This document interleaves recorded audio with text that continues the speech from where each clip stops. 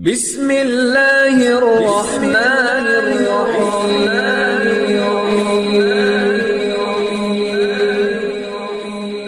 بسم اللہ الرحمن الرحیم۔ السلام علیکم۔ وظیفے کی اجازت کے لیے کمنٹس میں اپنا نام لکھ دیں، اور اگر آپ ہمارے چینل پر نئے ہوئے تو ہمارے چینل کو ضرور سبسکرائب کر دیجیے گا۔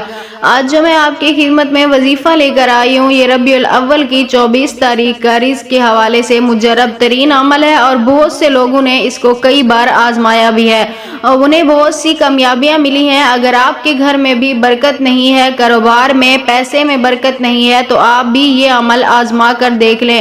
انشاءاللہ تعالی یہ عمل آپ کو کروڑوں کا مالک بنا دے گا۔ عمل آپ نے کچھ اس طرح کرنا ہے۔ ربیع الاول کی 24 تاریخ کو رات کے وقت آپ نے یہ عمل کرنا ہے۔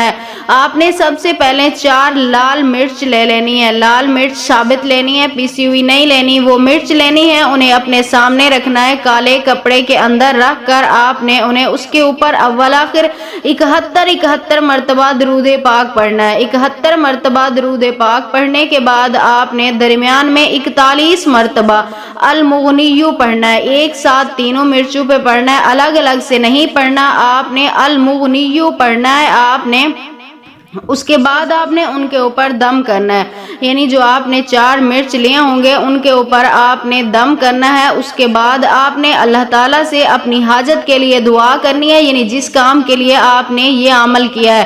اس کے بعد آپ نے ان مرچوں کو اٹھا کر اپنے بیڈ روم میں ایسی جگہ پہ رکھنا ہے جہاں اندھیرا ہو اور کسی کی نظر نہ پڑے۔